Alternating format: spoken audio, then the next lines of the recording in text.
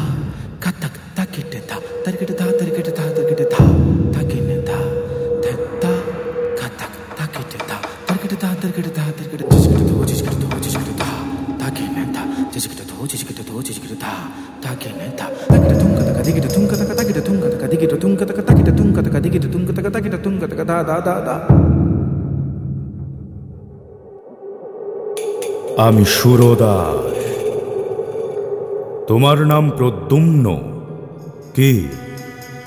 তাই তো? তুমি আমার অপরিচিত নও। তোমার পিতার সাথে আমার বন্ধুত্ব ছিল। তুমি এখানে কোথায় থাকো? এখানকার বৌদ্ধ বিহারে থাকি। আমি শুনেছি তুমি নাকি বাঁশিতে মেঘমল্লার রাগ বাজাতে পারো। কই দেখি কেমন শিখেছো?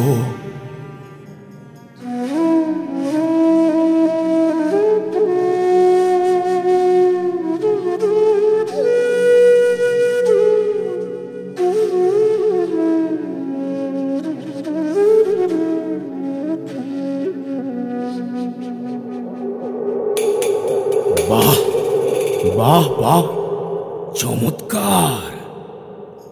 শোনো প্রদ্যুম্ন, একটা গোপন কথা আছে। প্রতিজ্ঞা করতে হবে যে এ কথা তুমি কারো কাছে প্রকাশ করবে না।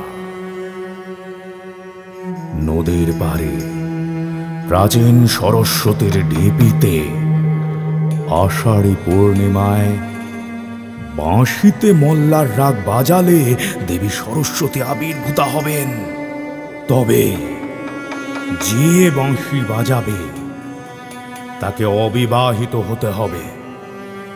আমি এই বিষয়ে তোমার সাহায্য চাই। তুমি কি সাহায্য করতে প্রস্তুত? প্রস্তুত, কিন্তু এটা কিভাবে সম্ভব? সম্ভব, সম্ভব। সে বিষয়ে তুমি নিশ্চিত থাকো। সামনের পূর্ণিমায় সব ব্যবস্থা করে রাখি। আচ্ছা, আমি আসব।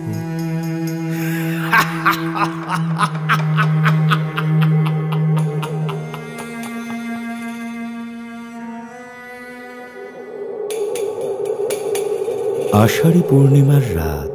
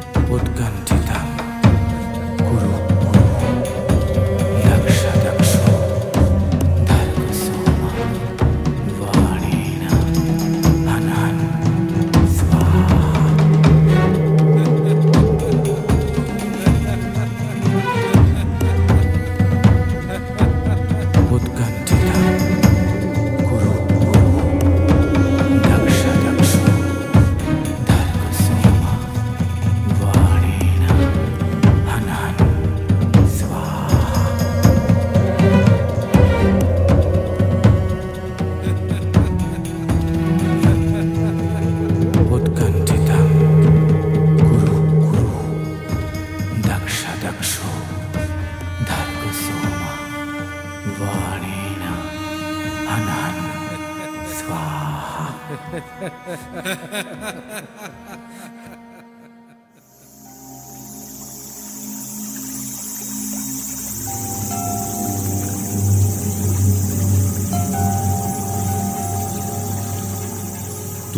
কাল রাতে দেবী সরস্বতীকে বন্দী করবার কার্যে সহায়তা করে অত্যন্ত গর্হিত কাজ করেছ।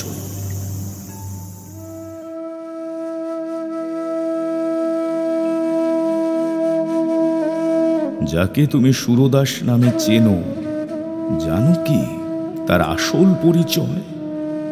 সে আর কেউ নয়, তন্ত্রবিদ্যায় সুপ্রসিদ্ধ কাপালিক গুণাঢ্য।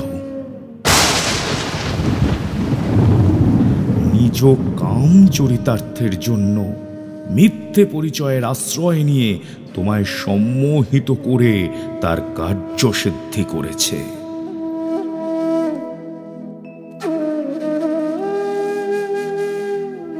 ভোর রাতে প্রদ্যুম্ন স্বপ্নে দেখে ভদ্রাবতীর গভীর কালো জলের তলায় দেবী সরস্বতী যেন পথ হারিয়েছেন।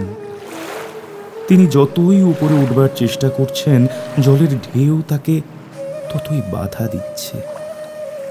নদীর মাছগুলো তার কোমল পা দুখানি ঠুকরে রক্তাক্ত করে দিচ্ছে। প্রদ্যুম্ন কাঁদো কাঁদো অবস্থায় বলছে, ওগো বিশ্বের আত্মবিস্মৃতা সৌন্দর্য লক্ষ্মী, বিদিশার মহারাজের আর মহাশ্রেষ্ঠীর সমবেত রত্ন ভাণ্ডার তোমার পায়ের একটি কণার ধুলার যোগ্য নয়। তবে সেই দেশের পথের ধুলা এমন কি পুণ্য করেছে মা, যে তুমি সেখানে পড়ে থাকতে যাবে?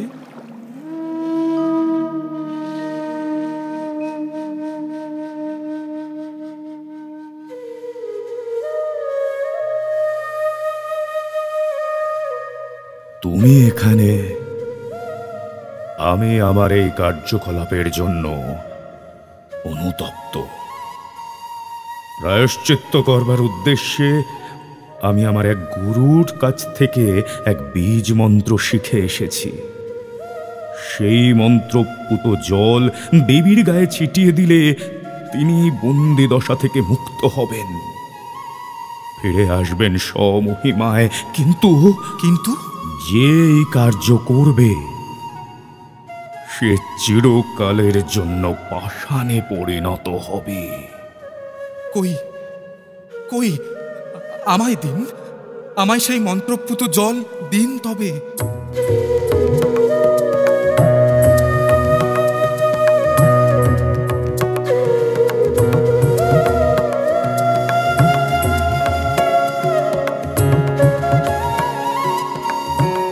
সুরদেবীর মুক্তি জীবজগতে আবার সুর সঞ্চারিত করল। অসুর কখনো সুরকে চিরতরে গ্রাস করতে পারে না, যেমন অন্ধকার পারে না আলোকে। তাই জয় হোক মানুষের, জয় হোক শিল্পী।